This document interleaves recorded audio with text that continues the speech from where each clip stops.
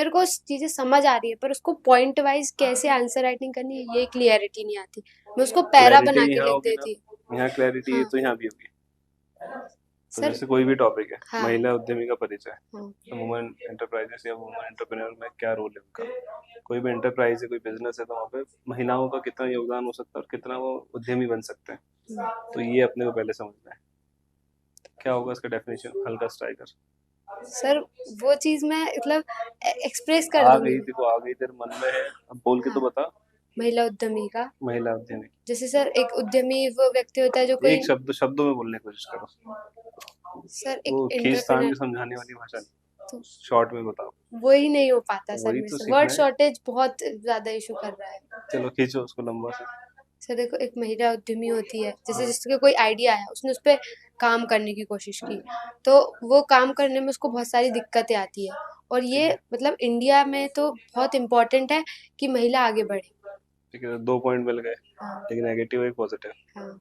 ठीक है, महिला उद्यमी को समझने के लिए हम दो भागों में बांट सकते हैं। एक समाज के नेगेटिव पैरामीटर में और समाज के पॉजिटिव पॉजिटिव पैरामीटर। पैरामीटर। ठीक है। नेगेटिव क्या है कि महिला एंटरप्रेन्योर को आइडिया से इम्प्लीमेंटेशन करने में समाज से सपोर्ट नहीं मिलता। नहीं मिलता। हाँ, और पॉजिटिव ये है कि अगर वो आइडिया को इम्प्लीमेंट कर पा रही है तो देश की इकोनॉमी में वो। बहुत ज्यादा मतलब योगदान तो देगी इसमें अपना। क्लैरिटी थी ना, मैंने बोला। हाँ तूने भी वही बोला, लेकिन तूने सबको एक सेंटेंस में डाल के रख हाँ। दिया। अलग अलग कर, उसको करेक्टराइज कर, अलग अलग कर। कितना सिंपल था। सर वो मेरे से, मैं पैरा ही कर पा रही हूँ, मैं बहुत ट्राई कर रही हूँ वर्ड शॉर्टेज का, पर नहीं हो रहा है। तो उसमें मेजर मेजर पॉइंट हाईलाइट कर दिया कर, जैसे किसी भी देश के आर्थिक एवं सामाजिक उन्नति के लिए उस देश की महिलाओं की सहभागिता अति आवश्यक है। इसी सहभागी प्रदेश में भारत का प्रथम कहते हैं। जब कोई महिला आगे बढ़ती है या उन्नति करती है तो उसका परिवार, उसका गांव, उसका शहर सभी उन्नति करता है, उनके देश की उन्नति करता है। सही तो है, डेफिनेशन परफेक्ट है। सर लेकिन इतनी लंबी डेफिनेशन थोड़ी ना लिख सकते, वहां पे इतना स्पेस ही नहीं आता। तो वहां तो तेरे को शॉर्ट करना पड़ेगा ना। तो वो शॉर्ट कैसे करूँ, वही मेरे तो साथ सबसे सिंपल हो इजी। गया ना। चलो तेरे को चार्ट सिस्टम समझ में है। शॉर्ट कैसे करूँ, शॉर्ट कैसे करूँ। अपन समझाने वाली टोन। हाँ अपन किसी को डेफिनेशन बता नहीं रहे, अपन समझा रहे हैं। हाँ डेफिनेशन क्या होती है, ऐसा है, ऐसा ऐसा समझा दिया। हाँ। कोई भी इंसान है वो आइडिया जनरेट करके इम्प्लीमेंटेशन करता है, उससे बड़े बिजनेस और मार्केट सेट करके प्रॉफिट कमाता है, उसको उद्यमी बोलते उद्यमी हैं। बोलते हैं। ये एंटरप्रेन्योर की डेफिनेशन थी। अपन क्या समझाते हैं कि अगर कोई इंसान आइडिया को साथ में ले लेगा, फिर उसको इम्प्लीमेंट करने की कोशिश करेगा, और वो अगर कर लेता है अच्छे से, और उससे वो पैसा भी कमा लेता है, तो धीरे धीरे वो उद्यमी की ओर बढ़ बढ़ जाता है। अपन सकता समझा रहे हैं उसको। है। हाँ। किसी और को तो समझाने वाली टोन है। समझाना क्यों है, बताना है, सिर्फ बताना कि ऐसा ऐसा होता है। ऐसे ये स्टैटिक टोन होना चाहिए। तेरी टोन कैसी है, समझाना। सबके जैसी कॉमन, समझाने ऐसे। वाली। टोन स्टैटिक करने की कोशिश तो कर। सर उसके लिए क्या करूँ मैं? उसके लिए सिर्फ जितनी भी बातें तूने लिखी है ना, हाँ पैराग्राफ लिख लिया, हाँ फिर उसी पैराग्राफ को पॉइंट में तोड़, अलग अलग सेंटेंस में तोड़। एक बड़ा सा पैराग्राफ लिख हाँ किसी एक चीज के बारे में, बहुत बड़ा है, आधा पेज का है। हाँ। अब पूरा आधे पेज में बहुत सारे मुद्दे की बात हुई होगी, तो जहां जहां ब्रेक हो रहे हैं उन मुद्दों को अलग अलग हेडिंग बना के ले, टॉपिक बना के ले। एक लाइन हो गया, दो लाइन हो गया, तीन लाइन हो गया, चार लाइन, अलग अलग पॉइंट बन जाएंगे। फिर उन पॉइंट को कैसे छोटा कर सकती है, उसमें से कौन कौन से वर्ड हट सकते हैं, ठीक है। यानी इस पूरी डेफिनेशन, एक पूरे सेंटेंस हो गया तो उसका कुछ एक वर्ड तो हो सकता है। हाँ। जैसे एक में बोल रहा हूँ कि महिला उद्यमी से देश में आर्थिक विकास होगा, तो उसके इससे। आगे हेडिंग क्या हो जाएगी, इकोनॉमिक फैक्टर। हाँ। ठीक है, आर्थिक कारक। आर्थिक विकास।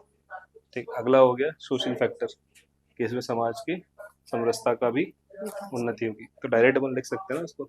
यस तो सर। पहले पैराग्राफ ही लिख, हाँ। जितना आता है सब डाल दे, फिर उसको डाले हुए को मैनेज कर, अलग अलग पॉइंट में बांट दे। ठीक है, उसके बाद सर में उन पॉइंटों की हेडिंग देना चालू कर। उन पॉइंट को हेडिंग बना के उनके अंदर थोड़ा थोड़ा। एक तूने सिर्फ यहाँ लिख दूं, हाँ।